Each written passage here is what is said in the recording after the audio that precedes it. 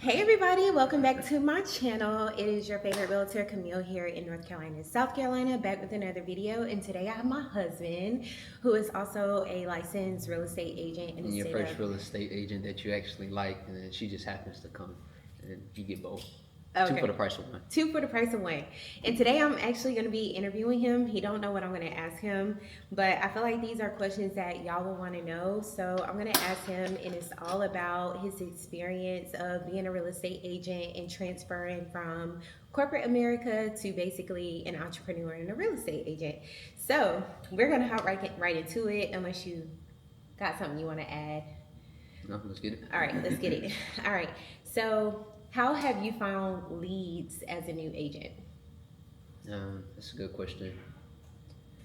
Can you ask a question before that? I got a Okay. question for you. Okay. How long have you been a licensed real estate agent? And let's go before that one too. I got another one. Ooh. Can I ask me a question, and then we Can can you get into ask that? you a question? Yeah. Okay, go ahead. Because you said coming from corporate America to real Real estate. estate, yeah. Hey, I think a reasonable question is Y'all see like, how he directed my interview? But go ahead, boo. But no, like how much money should you have saved if you're Ooh. gonna transition from like a corporate America type of job, consistent paycheck, to being an entrepreneur? And a lot of people always say like 6 months. They're like, really, in this business, in this market. Well, let me say it two different ways. It depends on the market that you're in. Is how much you need to have saved up. And then secondly, it depends on how quick you can learn and adapt, which will determine your income. If we broke it down to a science, you could say personality types. Certain personality types will probably thrive a little bit more and get a little bit quicker business versus other personality types. Those personality types being like a high I and expressive. So somebody that's really just naturally talkative and inquisitive of people. And then you have people that are, you can say like high S, like kind of stable, kind of. I don't know. I feel like I'm considered a S personality, like stability. And I don't know if we're the most adaptive because, like, we're used to doing things our way, consistency. Technically, S just Which don't is like to exactly try the new reason why you things. would thrive. Is it's just finding what you do best and Yeah. your preferred method of lead generation, and consistently doing that over time. And of course, making sure that you're always thinking of your time as like the highest and best use of your time. There's 1,001 things that you could be doing, but what things are going to bring you the most fruit? Income producing Right. versus busy work. All right. So then to go back to it, depends on the market. Right now, we're in a transitioning market. So going from a more seller dominant market over the last few years since COVID to more of a balanced market, we're heading in that direction. And so right now, I would even tell somebody 10 to 12 months of savings is what you need to have in order to even make that full time switch to becoming a real estate agent. And how much savings did we have before you switched over to a full time? Like a one paycheck. So the struggle was faith. real. It was definitely for us, like both being in the business, it was definitely a faith move over like a logic move. Like we just believed so much in us that we could crush it, that we could accomplish our goals, that we stepped on faith, and we didn't really have a lot of savings, to be honest. We were just gonna wing it and hustle our way through. So no, that's a good point. Thank you for that. And your question was My question was lead generation. Yeah, lead All generation. right, I'm gonna ask myself one more question before I Okay. do that too. The other question is like, should I go independent or should I be on the team? I think what you have to think about too is like you can walk into something that's already established, similar to a corporate type of job, where it's like I just need you to be great at what you do, which is communicating, talking to people, solving problems, putting yourself out there, and you can thrive in a team model. If those for those people who have somewhat of an entrepreneurial background, or family members, or friends, or your network is very entrepreneurial, you can definitely find a mentor. So somebody tells you like what it will actually take for you to be successful as an independent agent. And so I think all that goes back to like the original question, which is like what leads are working. So what leads are working for me, because I am on a team, is expired withdrawals listings, referral sites, So these are things that I didn't have to come out of pocket. The reason why we chose to be on the team versus go by ourselves in the beginning is because we wanted to make sure we didn't have to come out of pocket. Outside of what your splits are with your team, like I'd rather pay on the back end than on the front end. Paying for leads up front. Exactly. So the cost of that is, of course, that commission and how you split that up. And so just something to keep in mind. And then, Oh, okay. so question, because you said that expireds and withdrawals was some of your like main lead sources and like referral sites. I know a lot of new agents are scared to call expireds and withdrawals and they don't know exactly like what to say. So what would you say to someone who's brand new, they're green, they just quit corporate America and they're like given a list of expireds and withdrawals? Like what advice would you have for them if they want to like get into calling expired and withdrawals? Great question. Depends on your market, too. It's always going to go back to that. Probably most of my answers. In this market too, like we're in Charlotte, like there's 18,000 agents in the Carolina Multiple Listing Service. It's more down to about $15,000 because of that price point.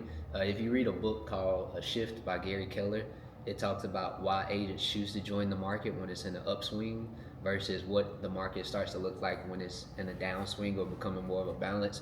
It's harder to fight for the same leads, and so if you're talking about like a market like this, talking to expired withdrawals, you just got to get over it and just call. Like run to the things that make you scared, mess up, and like it's okay. Like they probably talked to 6 to 8 other agents probably before 9 o'clock in this market, and so like just try be yourself too. I think people that I've seen people join the team, I've seen people leave the team, I've seen people that's experienced in the business. Sometimes the more that you know, the more it hurts you because like you're trying to push them down this path to like, hey, I want to get a listing, I want to get a console, I want to help you on the buy side of things. Where sometimes a new person they just say like, you're different than most agents that I've talked to. Like you may be a little bit more communicative, you may be more inquisitive. You may tell them like, hey, look, I'm new to this. Honestly, I'm learning as I go too. But like if you take a few minutes of your time, like I'd love to ask you a few more questions, see if we can help you out. And like they're way more open to that versus what's the one I always hear? Uh, Hi, my name is Davon, and I'm with XYZ company. Um, would you like? Uh, what's your plans for the property? And it's like I don't even know you. Like slow down, bro. Yeah. I feel like, yeah, expireds with drones, it can be nerve wracking. When we first joined the team, like our team was really big on expireds with drones. So we had so many scripts and we actually had to get ourselves out of our comfort zone. I know I especially did because I was not comfortable calling expireds with drones. And we had to make 500 dials the very first day that we was on a team, but I feel like in doing so it allowed those nerves to be released because it was like repetition. And so that would be my advice too. It's just like do it no matter how scary or nervous you feel. And unfortunately this interview is not going to be very long because I have to get moving to an open house. So if you're not subscribed to my channel, subscribe so you can see behind the scenes and day in the life. Cool. Let me hit you. Let me hit you with a couple more. So for sale by owners, lead source. Like when I jumped into the business, it was great too. I got a lot of consult set, probably like 38 to 40 consult sets in the first 6 months. You was setting a lot of consults from for sale by owners. Yeah, but the thing is, it's like payoff, right? Yeah. For sale by owners, it typically takes about 5 weeks in order for them to be in a position to want to have a consult with you. And so timing wise, like expireds withdrawals stay business. They see the value in the agent. They just need to know like, hey, what are you gonna do differently, and what result can help me kind of not get this 6 months on the market, 3, 4 months on the market, and my listing expired or withdrew. Yeah, for sale by owners can be tricky because like they think that they can do it on their own, and some of them can, but a lot of times like they're overpriced, they don't have the right marketing behind it. Half the time people don't even know it's for sale, and so they have the mentality of like, I can do this on my own, I don't need an agent. But I do remember when Damon first like started or whatever, he was setting a lot of for sale by owners. So yeah, no, that's all great. So he gave you a couple of strategies that you can do as a new real estate agent. There are some people who watch my channel and they want to get into real estate. and they're like, I don't know about real estate school. Like, was it hard for you, like going through real estate school to pass the exam? Like, how was that part? No, it depends on what school you go to and what's your preferred method. For me, I went to shameless plug Trav Talks. So Trav Talks was great. Honestly, a lot of agents go to him. His style, their whole style, because you can get different people, is just different.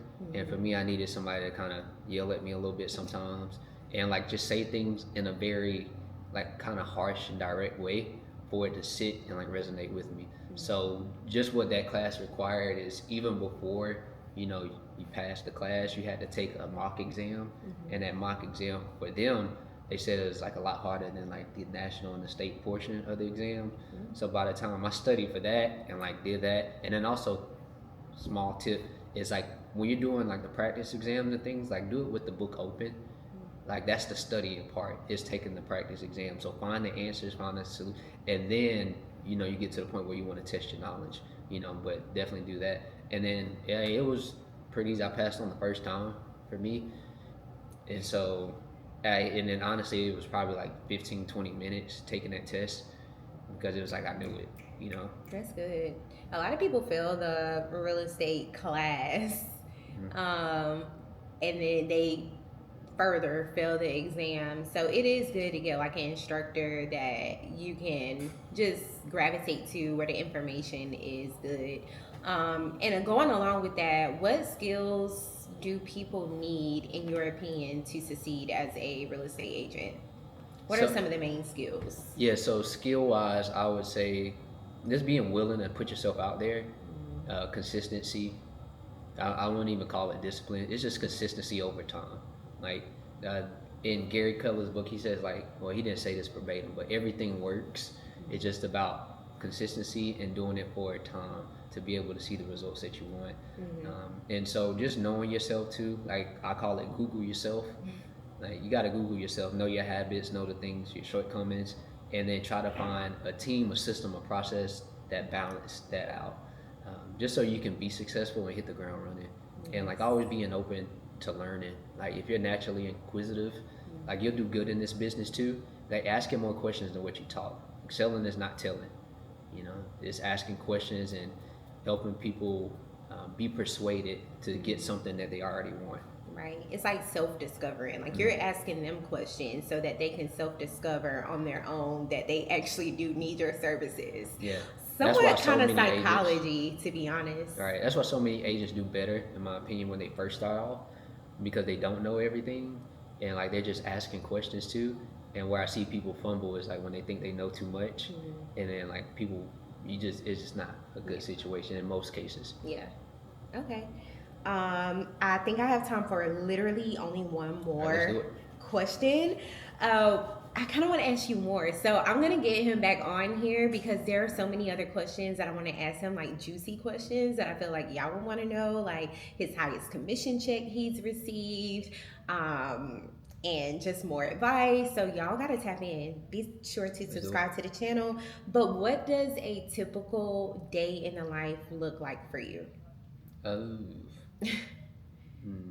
Well, it depends. If I'm, let's say before the kind of new life or like preschool life, before I was getting in the office by 7 a.m. Mm-hmm. And for me, just having an hour of like admin, kind of like relaxed time, can like make sure my leads are ready, script practice. Before that, I was big on like listening to motivational speeches and things. So in the morning, like around 5:30 a.m. Once I kind of get in the car at 6 o'clock, probably at the latest. Um, it was Myron Golden, and so Myron Golden was good. He talked about movement, mastery, and it's been so long that I can't remember. But basically, like you got to move in the first hour of your day. You have to master something in your first hour of the day, and then I think it was motivation or something like that. Mm-hmm. But just like doing those things in the first hour, got 8 a.m. to 11 a.m. is lead generation. So you spend 3 hours lead generating? Well, it's about 2.5 hours because we got a team meeting at 10:30, and so it's about 2.5 hours of consistent lead generation. Take breaks too within that too. Like if you take a good 5 minute breaks and you like If you're using a dialer, for example, when you got 50 people in that dial session, I'm like, all right, I'm locked in for these 50 people. Smaller goals make that chunk of time feel a lot better too. And then, of course, tracking your numbers. And then after 11 a.m., it's kind of like a decompressed time between 11 and 2. So it could be different things. It could be preparing for listings. It could be like researching certain things. It could be like studying. It could be like, for me, I'm in the challenge right now, so doing some things in the challenge. It could be working out. It could be going to lunch. And then from 2 to 5 p.m. to really 2 to 6 is like listing consults, buyer consults in that time. Ideally, I love to have people come to me versus me go to them, because you're in more control of your time. You can do more with less. And then from after 6 o'clock, it's pretty much like I'm cutting it, trying to cut things He off. tried to cut it I really off, do. y'all. He still be like running comparables Yeah. at home, like prepping for listings for the next day. Yeah. But you have gotten a Yeah. lot better. I've done better too. So like, if you ain't getting done in 8, you're not gonna get it done in 10. You know what I'm saying? So Yeah. yeah. Cool. Thank you. Cool. I Thank you. appreciate you. Well, if you found this video to be helpful, give a video a thumbs up, subscribe, comment below. We'll see you guys next time. Follow me on IG, The Real Davon W.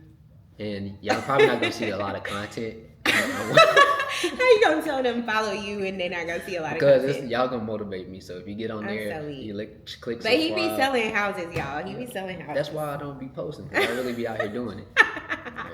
All right. Love y'all. See y'all later. Sometimes it's soft as a misty rain that gently touches my soul.